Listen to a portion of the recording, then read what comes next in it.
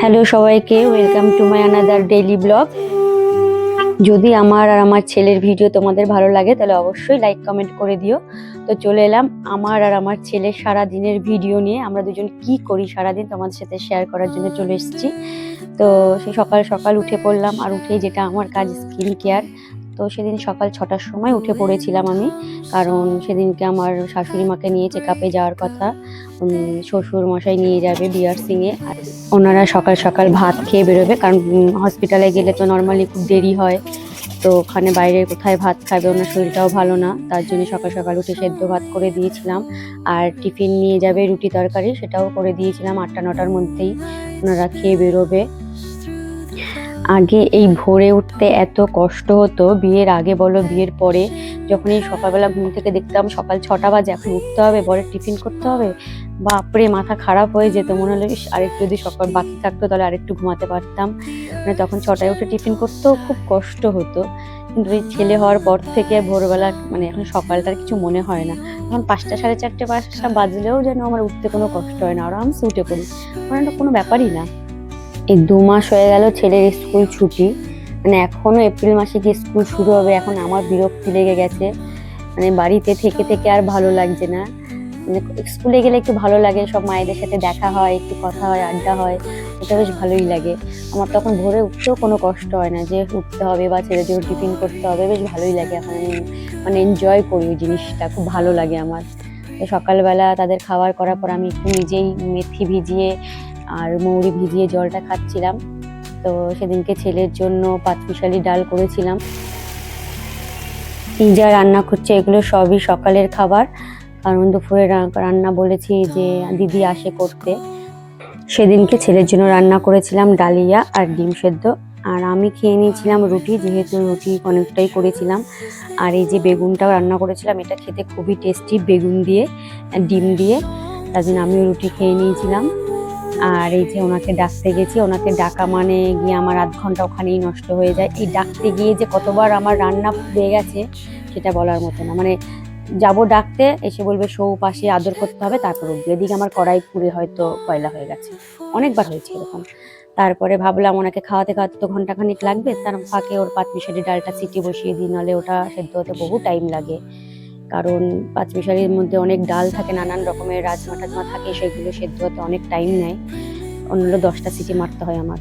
তারপরে ওনাকে খাওয়াতে গিয়ে তো আমার পাহাড় পর্বত এক করতে হয়, ঘন্টাখানিক লাগে। এই যে ভিডিও করছিলাম বলে মুখটা ফোন দিয়ে ঢাকছিল, তারপরে ফোনটা খুলে দিইনি বলে আমি আমার আঙুল নিয়ে কাড়াকাড়ি যে ফোনটা খুলে দাও, ফোনটা খুলে দাও বলে আমার সাথে মারপিট শুরু করে দিয়েছে সকাল সকাল। এরকমই চলে সারাদিন আমাদের দুজনার, মানে কি বলবো, টম এন্ড জেরি। ওর বাবা তো আমাদের দুজনকে সবসময় বলে টম এন্ড জেরি। তারপরে নিচে গেলাম, গিয়ে দেখলাম মা মাছ রাখছে, মাছওয়ালা এসেছিল, আর এই কাকু খুব ভালো ভালো মাছ দেয়, সেদিনকে আর মাছ রেখেছিল মা, মাছটা খুব ভালো ছিল। তারপরে এই যে নিচের রান্নাঘরে দিদি রান্না করছে, সেটাও একটু ভিডিও করে তোমাদেরকে দেখিয়ে দিলাম। নিচে তখনও দিদি রান্না করছে। তারপরে মারা ছিল না, মারা তো ডাক্তার দেখাতে গেছিল, তো ফুল যে দেয় দিদি, সেই ফুল দিদি এসেছিল ফুল বিক্রি করতে। আমি আবার সেখানে ফুল আনতে গেলাম, আমার ছেলে ভিডিও করে দিচ্ছে আমাকে।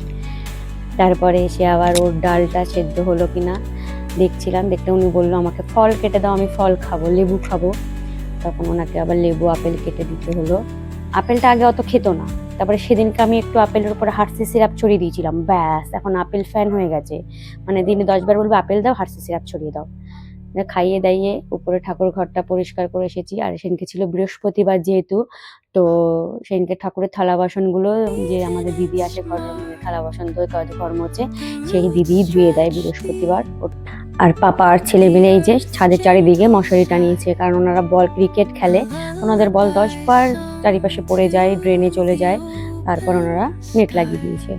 আর এই যে দিদি সেদিনকে নিচে রান্না করেছিল তেল পটল আর কাতলা মাছ। তারপরে আবার আমি ওপরে এসে যে ছেলের ডালটা ফোড়ন দেওয়া বাকি ছিল, সেদিনকে অনেকটাই দেরি হয়েছে, কারণ 10বার নিচে যেতে হয়েছে এই অনেক কাজে, তার জন্য আমার দেরি হয়ে গেছিলো ছেলের খাবার রান্না করতে, সব কিছু করতে। আর বৃহস্পতিবার নর্মালি একটু কাজ বেশি থাকে যেন, সেদিনকে একটু দেরি হয়। তারপর ছেলের ডাল ফোড়ন দিয়ে ছেলেকে স্নান করানো হলো। আর এই 5 মাসের ডালটা না খেতে খুব টেস্টি হয়, আমার তো খুব ভালো লাগে। তারপরে রান্না বান্না করে তো রান্নাঘর পরিষ্কার মাস্ট, সেটা তো করতেই হবে। সেদিনকে সব পুরো গ্যাসের ওভেন টোভেন ধুয়ে পরিষ্কার করে দিয়েছিলাম। তারপরে রান্নাঘরটাকে ভালো করে ক্লিন করলাম, করে ঠোরে খুব চা খেতে ইচ্ছে করছিল। তারপরে চাটা করে আবার ছেলে টিভি দেখছিল, ওর সাথে একটু চা মানে টিভি দেখতে দেখতে একটু চাও খাচ্ছিলাম। তারপর ওনাকে স্নান করালাম। তবে সেদিনকে আবার কাচাকুচিটাও থাকে না, বৃহস্পতিবার আমি কাচাকুচি করি না, ছেলেরও জন্মবার আমারও জন্মবার, তারপরে আবার এমনি বৃহস্পতিবার ওনাকে কাচাকুচি করতে নেই। তো ওনাকে স্নান টান করিও আমিও তাড়াতাড়ি স্নান টান করে নিলাম, কারণ উনি তো আবার আমার সাথে পুজো দেবে। আমি নর্মালি গুঁড়ো সিঁদুর পরি না, লিকুইডই পরি। তা সেদিনকে গুঁড়ো সিঁদুরটা আগের দিন কিনে এনেছিলাম, তো এটা পরতে গিয়ে যে অবস্থা হয়েছিল, পুরো হাত ঠাত মেখে একাকার হয়ে গেছিল। তারপরে কি আবার ধুয়ে ঠুয়ে তারপরে গেলাম দুজনে পুজো দিতে। আমি পুজো দিচ্ছিলাম আর উনি ভিডিও করে দিচ্ছিল। যেই পুজো দিতে যাক তার সাথে সাথে চলে যেত, তাই দেখে দেখে ওনার পুজো দেওয়াটা সব জানে, কি কি করতে হবে কখন করতে হবে সবই জানে। তো পুজো দিতে গেলে এখন ওনার গ্যাস লাইট নিয়ে আগে বসে থাকে, কাউকে ধরতে দেবে না, কারণ ধূপকাঠি মোমবাতি এগুলো উনি ধরাবে। ওই জন্য আমি নিজেই ধরিয়েছে, নিজেই ঘুরিয়েছে, আমাকে বলছে তুমি শঙ্খ বাজাও। আবার লাস্টে উনিও শঙ্খ বাজাবে, কারণ ওনার শঙ্খ বাজাতেও আবার ভালো লাগে। তো আমার কষ্ট নেই, আর সব করেই নেবে ছেলে। তারপরে লাস্টে শঙ্খ টঙ্খ বাজিয়ে তারপরে দুজনে আবার এসে ওকে খাইয়ে দিয়ে আমিও খেয়ে দুপুরে খাবার খেয়ে দিয়ে দুজনে আবার একটু মাঝে মাঝে ঘুমিয়েও নিই। আমি টিভি দেখি, বেশিরভাগ ঘুম হয় না, ওকে শোয়ানোর জন্য আমারও শুতে হয় পাশে। তারপরে বিকালে উঠে একটু কফি করে নিলাম আর ওকে হরলিক্স করে দিলাম।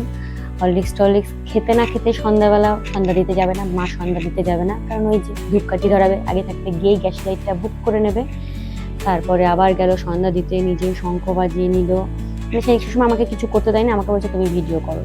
তারপরে নিজেই ধূপকাঠি ঘোরালো, ওপর থেকে নিচ অব্দি ধূপকাঠি দেখালো, সব করলো। তারপরে আর কি, তো এখানেই ব্লগটা শেষ করছি। সবাইকে টাটা। যদি ব্লগটা ভালো লাগে অবশ্যই লাইক করে দিও, কমেন্ট করে দিও, আর চ্যানেলটা প্লিজ সাবস্ক্রাইব করে দিও। টাটা সবাইকে, আবার দেখা হবে নেক্সট ভিডিওতে।